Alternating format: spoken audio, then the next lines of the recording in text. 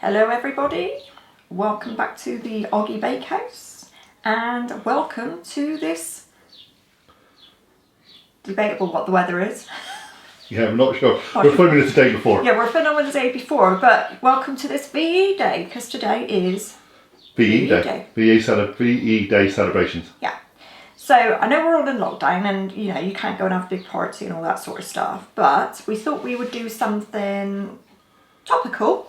Yeah, absolutely topical. Can't get more topical than the VE celebration. That's what you're going to do here. No, so we are going to make today Churchill's very own recipe, or his cook's very own recipe of a fruitcake. So this Winston Churchill's fruitcake. Yeah, Winston Churchill's fruitcake.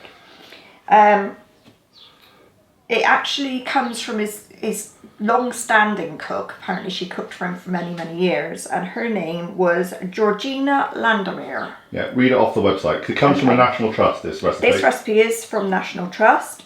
It says, this cake was one of Winston Churchill's favourites. It originates from Churchill's long-standing cook, Georgina Landermeer, who catered for Winston during the war at Downing Street and then at his family home in Chartwell in Kent. So the National Trust have created the version of the fruitcake with the original recipe that Churchill would have enjoyed. So we're going to make it. So that's what we're going to do. So ingredients-wise, let's go to ingredients-wise. We need 225 grams of butter. We need 170 grams of dark brown sugar. 285 grams of self-raising flour, 280 grams of mixed dried fruit.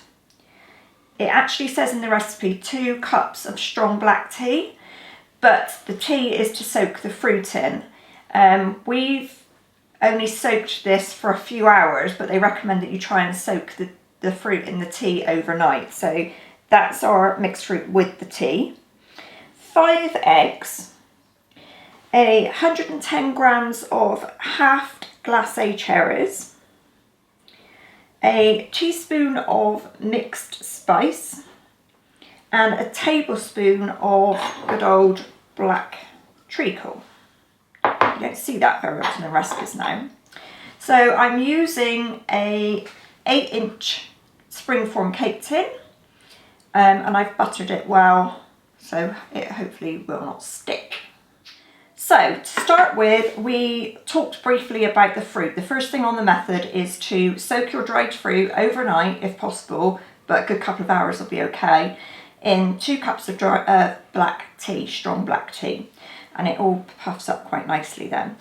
And then we need to cream together our butter and sugar.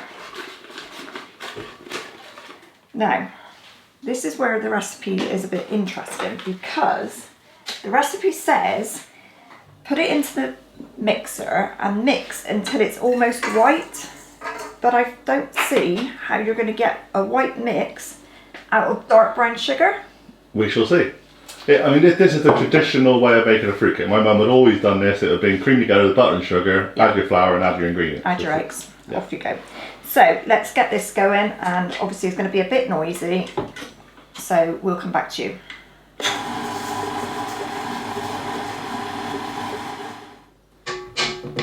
It's definitely getting paler.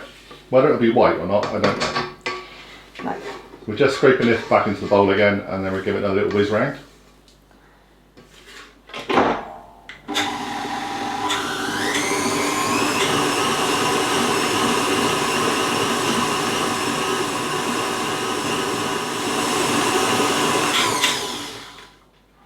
Right, I think that's perfect for now. Did you want to get a close-up of in the bowl, John? This reminds me, again, baking cakes reminds me of my mum. And when I was a kid, that was the thing I used to have to do. It was I had to cream together the butter and sugar. So she'd give me the bowl and a wooden spoon, and then just say keep working that for about half an hour. That's before you had fancy whisks. Fancy. Right. Now the next thing we need to do is to gradually beat in our 5 eggs. It does also say that you can add a bit of flour as you go because obviously you don't want your mixture to split. So start beating them in gradually.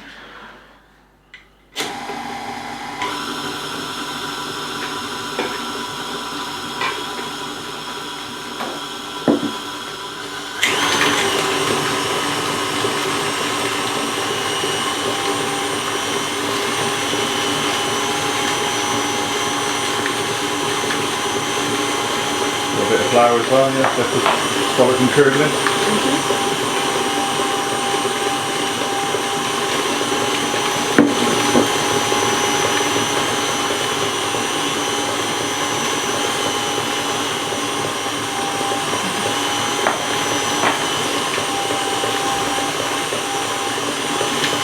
So I'd just like to say while Kelly is doing this, we're trying to keep talking. It's not very interesting watching someone put eggs into a bowl.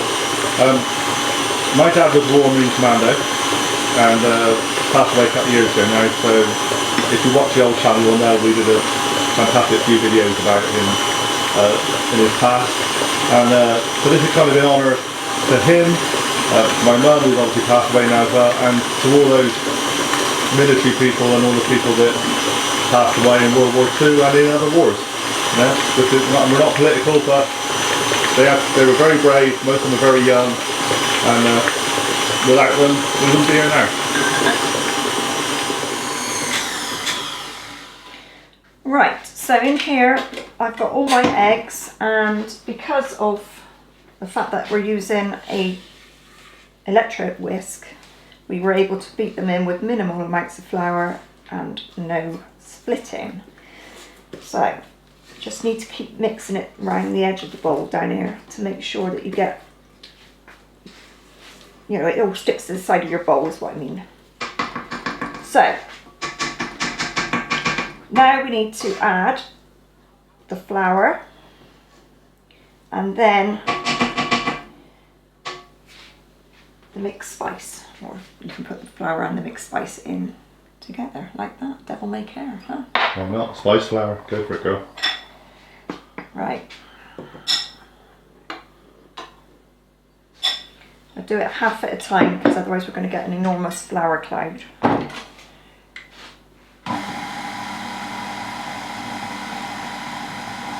It smells divine.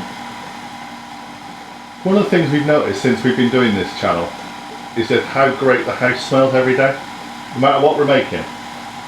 You know, whether it be roast dinners or cakes or anything, just proper home cooking is brilliant. It's so much better than just sticking the thing in the microwave.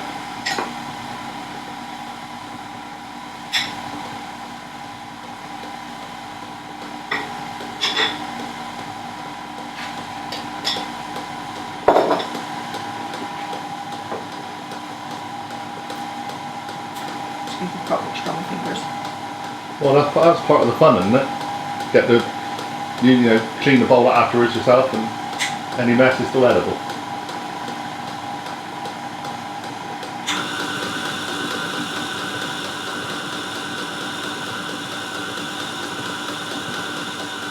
You want me to sing while you're doing it? You can sing if you have something in mind, my darling. I'm not sure. I'm not exactly Vera Lynn.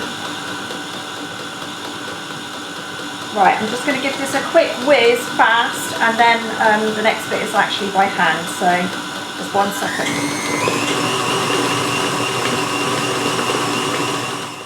It actually looks like toffee or fudge. Lovely and pale. Yeah, fudge colour is probably best than white, isn't it? Yeah. So let's try and get as much as we can off of these paddle, so we don't want to waste anything. And the next thing we do is to fold in the fruit. Now obviously you have to do that by hand, otherwise you'll just crush it all up. Now we think that if you soak your fruit overnight, that the fruit will probably absorb all of the tea. Currently, because we haven't managed that, we do still have tea in there, and I'm pretty sure we don't need to put that in, so I'm going to drain that from what there is. It'd be a lot of loose liquid, wouldn't it, at the moment? Because obviously we don't want it to be too runny or it will never bake. So Just drain that off. This is actually a really good tip when you do any kind of fruit cake, especially Christmas cakes and things, to soak your fruit in either tea, if you don't use alcohol, or brandy or rum, all those kind of things, if you can, because it just plumps it up, makes it a lot more moist, and there's a richer cake all round. the interesting thing about this one as well is I've added some cranberries. Okay. And the cranberries have really plumped up too, so it should be a really nice mix. Obviously, there's various versions of mixed fruit, and Kelly doesn't really do peel, so this our mixed fruit doesn't have peel in it, but some will. It doesn't make any difference. So I'm just going to bung the cherries straight in. Now, glacé cherries, do you soak them? Because my mum used to soak them. I don't. I just think there's better things in life to do than soak cherry. I just wonder why they did it. I think they soaked them because they were sticky, and they took the stickiness off, and maybe they wouldn't land in a big lump in the middle of your cake. But no, she's not here to ask, unfortunately. No. I'm trying to find some of the recipes from my granddad's, who, if I can get them, and they are quite hard to find, we'll do those as well, some more traditional things. We're going to do a lot of traditional cooking here. We're also going to do some school dinner cooking. We'll discuss that on the magazine programme at some point. Now, this looks amazing, but it's not very dark yet. And the one more ingredient that we need to add into this is a tablespoon of good old black treacle. So I'm going to stick my measuring spoon into a hot cup so that I can measure it easier. Otherwise it's a bit like trying to measure honey. It's a very old-fashioned thing, black treacle, isn't it? I mean, so many people are used to golden syrup, but this is just really heavy, kind of, well, almost licoricey. Do you want to do a close-up of what's in my bowl, John? I will come and do a close-up of what's in your bowl, my love, of course. Bear with, everybody. This is before treacle. And it looks good now. Like you said, it looks real kind of fudgy. Yeah. So if you don't like dark treacle, it's quite possibly it'd be just be a nice light fruitcake. Absolutely. And it actually says that you don't have to add the treacle if you don't want to. Obviously. But we're trying to be as authentic as possible, so we're going to go for it as it is. So, getting the lids off these tins are always the hardest part. There we go.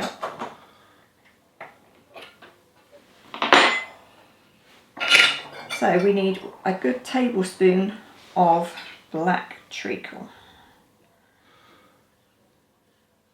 Now, the word unctuous is quite a good word, I think, when you describe black treacle when it comes to the spoon. Look at there that. We go. It just adds a massive depth to fruit cakes. Obviously puddings as well. Again, the smell is amazing. Yeah, we can't do smelly dish on YouTube. It's a shame. Be an idea if we could, wouldn't it? Right. I'm just going to finish folding the treacle in.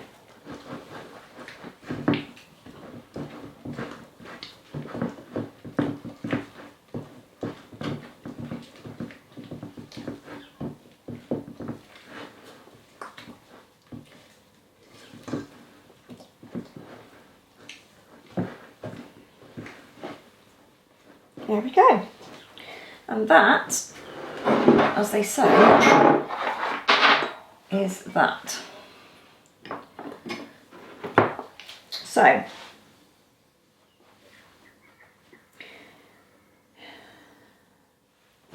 now we've already greased our tin, so we're going to put the mixture straight into the tin. This cake is going to take a long time to cook. It's a long, slow cook. It's actually got to go on 150 degrees and it's going to take 2 hours. So it says, scrape the mixture into the cake tin, leave to bake for 2 hours, check the cake is cooked throughout, like completely through, and cool it on a rack, and then finish it off with a dusting of caster sugar. So that should be an interesting texture too. You don't usually put caster sugar on. No, although that manor cake I was used to have just about to say, caster there is sugar. that Mr. Kipling, they do that manor house cake. Yeah. And that has little bits of granulated sugar on the top. So as soon as you said that, I was thinking, oh, maybe it's a kind of manor house cake. And if you think about it, this posh house would have been that kind of manor house place. So I wonder if that's where he got it from. Dunno. My word, we're making a giant Mr. Kipling's manor house cake, and we didn't even know it. So what size tin is this again?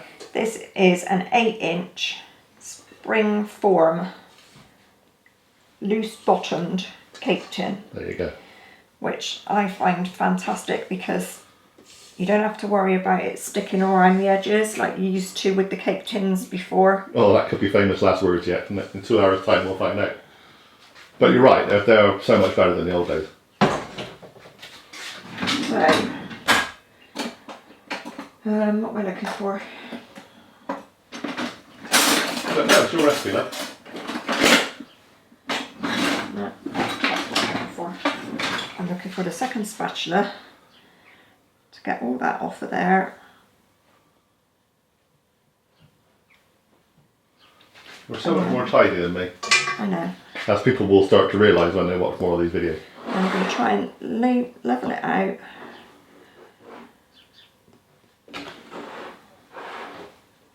And there we go.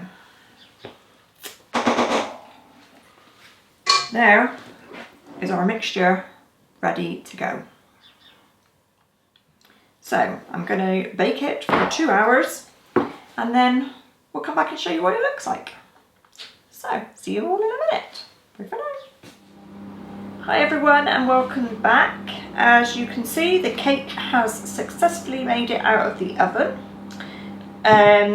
One thing I will say is that I would recommend everyone gets a little round thermometer thingy that goes inside of your oven, because this cake was supposed to be cooked at 150 degrees, which I set my oven to, but actually when I looked at the inside thermometer, it actually was nearly 20 degrees more than 150. So the cake rose very quickly and got this nice crack in the top, which isn't an issue, obviously, but I guess if you were, you know, presenting it to someone, there might be, you know, a problem with that crack. I think it's not really nice, but there you go. We were actually discussing about the thermometers because we're going to do a cake which is very exact on temperatures. So we have to buy a little thermometer for that, which I haven't done yet. Yeah. But it is a worry. So I think that it cost me like a tenner. Yeah. And it's brilliant. So I would recommend you get that. Anyway, so cake smells absolutely divine. The first thing I could smell when I popped it out of the tin was cherries, which was nice. But it also has quite like an alcohol-y smell, which is interesting because there's none in there. All it was tea. So whether it's because it's a fruitcake and it, you know, evokes memories and smells, I don't know. But anyway, cake looks lovely. I'm going to do what they said, and what they recommended or what they said was Churchill liked his sprinkled with caster sugar. So here we are with some nice caster sugar. The cake is cooling. It's not cool. No, it's not cold, cool. But it's just cooling. We were actually saying we don't know why the caster sugar worked particularly. No, because as you can see, it just rolls off. If you've got a few little divots or whatever, then it sticks, but it will just roll off. We'll see. Personally, I think you probably would be better with ice and sugar, because that would stick more. If you wanted any sugar, I mean, if you don't want to add any more sugar to it, then don't. I've just put the caster sugar on because that's what the recipe said, so I want it to be as authentic as it could be. Here it is. Still warm. Yep, still warm. So we won't taste it right now, but we'll give you a roundup of the... I'll put a picture on at the end of what it looks like when it's cut out. Exactly. So that's today's recipe. Happy V-Day to you all. If you feel like making a cake, why not make Churchill's? In the meantime, we'll see you again really soon. Bye for now.